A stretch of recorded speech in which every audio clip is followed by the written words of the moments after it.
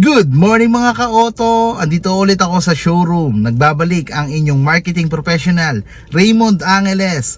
So, may bago tayong unit na nakita. Na-review na natin to dati. Pero yun nga, dahil bago ang presyo, i-review ulit natin ito. Nakasubscribe na pa kayo? Kung hindi pa, bibigyan ko kayo ng 5 seconds para mag-subscribe. Ito na ang 5 seconds nyo. 1, 2, 3, 4, 5. Paki-subscribe naman po ang channel namin. Paki-support na rin po yung page namin, Team Angeles. I-upload ko rin po ang mini vlog doon ng mga units at ng mga ginagawa namin sa araw-araw. Ginagawa namin buong pamilya. So, yun nga. Simulan natin ng video na yan after ng intro na to.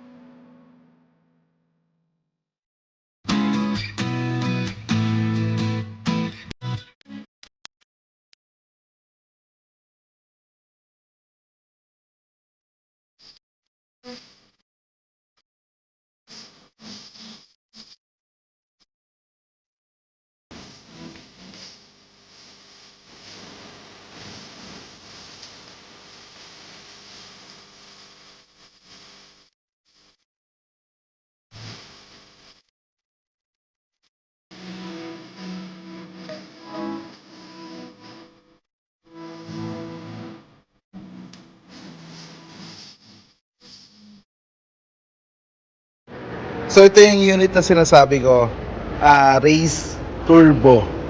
Na-vlog na natin dati yung two-tone, pero ngayon i-vlog natin yung monotone. Sa presyo ulit, diretso na tayo sa presyo. 1,051,000 ang presyo ng turbo natin. Puntahan na natin yung gulong. Ang size ng gulong niya 205/50 R17 with machine alloy cut na mugs. Meron din tayong slim fender dito na black. Ang ganda ng kulay ng white, no? So, balik tayo. May slim fender tayo na black. Meron tayong split type LED na headlamp. Meron na rin tayong front sensor at LED sequential turn signal lamp at fog light dito. Meron, yun nga, front sensor, oh. Then, Ito yung muka. Trapezoidal muka ng race natin. Ang ganda ng puti. Pasukin natin ang makina ng Toyota Race, mga ka-auto. So ito na ang makina ng Race Turbo natin. 1.0, syempre may turbo. 1.0 plus turbo, yun yung makina ng Toyota Race natin. Pero ang eksaktong displacement niya is 998cc with dual VVTi, 3-cylinder inline, 12-valve DOHC. So, baka magtaka kayo kung bakit 3-cylinder lang SUV. Pero yun nga po, dahil naka-turbo siya, hindi kayo mabibitin. Meron na kasi siyang na maximum output na 98 PS at 6,000 RPM. Meron na rin siyang 140 Newton meter at 2,400 to 4,000 RPM. 7-speed na ang turbo natin. So, hindi na kayo mabibitin sa bilis niya. Puntahan naman natin ang side profile ng Toyota Race Turbo natin. Baba ko lang tong hood para makapag-proceed na tayo sa side profile. So, dito tayo sa suspension ng Race. Ang front suspension niya is MacPherson strut, then sa likod ay torsion beam. Yun! Meron turbo na badge dito. Then meron tayong turn signal lamp. So pasukin naman natin ng Toyota Race yung loob niya. Smart entry na siya. So mas mabilis nang makapasok sa kanya. Then eto, pagpasok ko, kitang-kita ko yung laki ng legroom. Sobrang luwag oh. Isang dangkal yan. 7 airbags na rin si Toyota Race Turbo. Isa sa passenger side, isa sa driver side, at isa sa knee. Dalawa sa curtain, at dalawa sa side. So total of 7. Tignan naman natin ang room height ng Toyota Race natin. 1, 2, 3, 4, 5! Pakisubscribe naman po ang channel namin. Ito ang room height ng Toyota Race. Grabe ang luwag oh. Imagine, ang laki ko po. 5'7 yung height ko. Ganito ako kataba. Then ito yung room height ng Toyota Race natin. Puntahan naman natin ang rear passenger at ang mga amenities nito. So tara.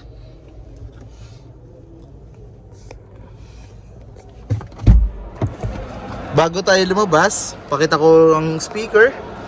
Lagayan ng dalawang cup holder or bottle holder natin.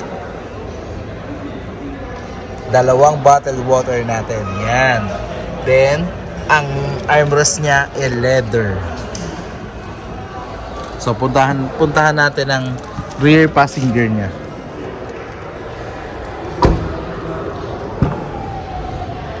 Yun. Sa rear passenger, makikita natin ang luwag pa rin ng legroom. Ayan, inayos ko na. Legroom ito. Then, makikita natin dito ang room lamp. Makikita din natin dito, ito, yung room height, ito. Yan. Ganito kaluwag yan. Lahat ng upuan may headrest. Meron din tayo ditong grip assist. Grip assist dun sa passenger sa harap, grip assist dun sa driver, at grip assist dito sa passenger din. Yan. So total of 4 grip assist. 1, 2, 3, 4. Ito.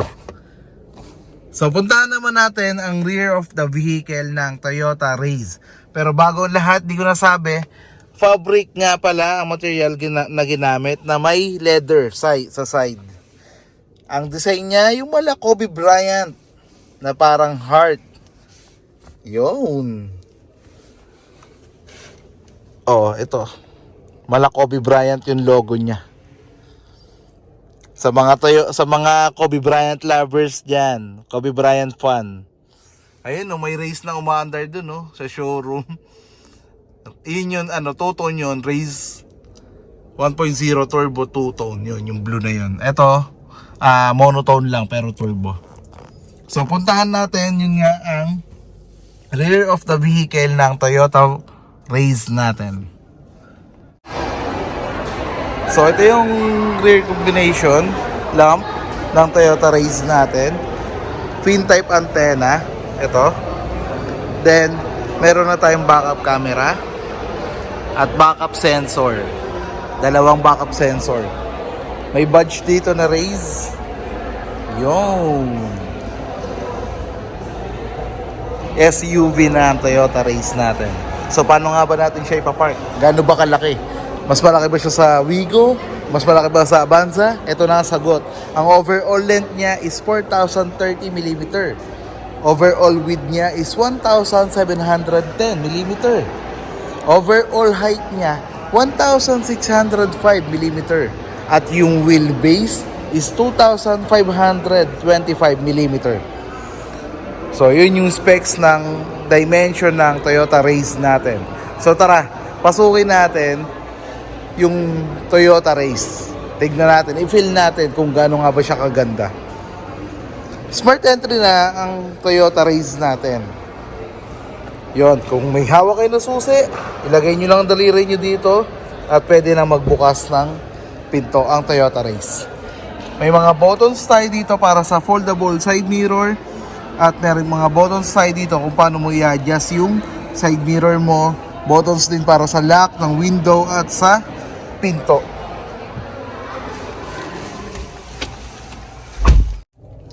So, andito na ako sa driver's side ng Toyota Race natin. Ang ganda, no? Ang ganda ng puti. Parang ang puti ko talaga dito. Pag nakasakay ako sa race na puti. Yan. I-check natin naman ngayon ng kung paano i-adjust ang manibela. Tilt up and down si Toyota Race natin. Yan. Yan. Tilt up, down. So, yun yung pag-adjust ng side ng manibela natin. So, ito ang specs ng Toyota Race natin na manibela. Yan. Ito leather. Then, ito para sa mode. Kung anong gusto mo. Ito pala sa mode. Kung Apple CarPlay, Bluetooth, AM, FM. Then, meron tayo ditong trip A, trip B. Yan. Meron tayong 7-inch dito na multi-information display. So, napakalaki.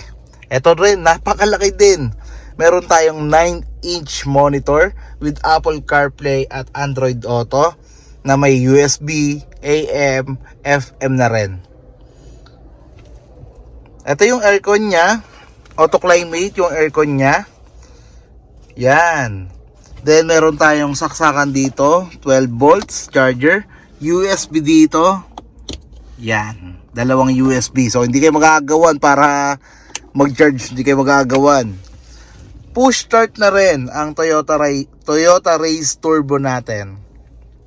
Then ito yung shift gear niya. Park, reverse, neutral, drive, plus, minus. Regular handbrake. Ito. Then, center console natin is leather. Ito. Yan. Then, ito yung glove box natin. Lagayan ng mga documents natin.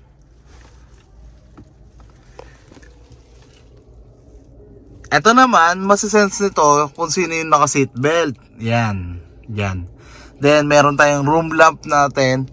Ito, masisense nito kung sino naka-seatbelt at hindi. Mag-warn yan. So, ito naman yung room lamp natin. Then, sa visor, meron tayong vanity mirror dito. Ayun. Vanity mirror. Then, sa driver side, ito, may vanity mirror din. Yon.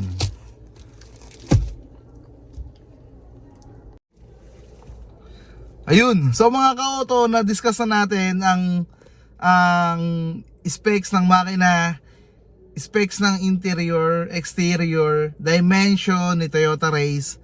So, tapos na tayo. Dito naman tayo sa safety features ng Toyota Race. Meron na siyang ABS or anti-lock braking system, VSC or Vehicle Stability Control, Hill Start Assist, meron na si Toyota Race natin. Then yun nga, nabanggit ko, 7 airbags, backup camera, yon. So yun, tapos na natin i-review ang Toyota Race natin. Nabanggit ko na kanina yung presyo, pero uulitin ko, 1,051,000 pesos po si Toyota Race natin, turbo, monotone. Kung gusto nyo ng two-tone, meron din tayo, at monotone, ito pong sinasakay natin na color white lang. So yung mga ka-auto, maraming salamat po sa pagsama nyo sa akin sa video na to. Maraming salamat po sa pagbibigay ng oras, sa pagpanood. Maraming salamat din po sa walang sawang pagpanood ng mga ads namin, sa hindi pag-skip ng mga ads namin. Maraming salamat po. Maraming salamat po sa lahat ng OFW na laging nakasubaybay sa amin. Mag-ingat po kayo diyan kung saan man kayo naroon. Mga ka-auto, makikisuyo na rin po ako. Pa-support din naman po ng page namin. Ito 'yon, ang Team Angeles.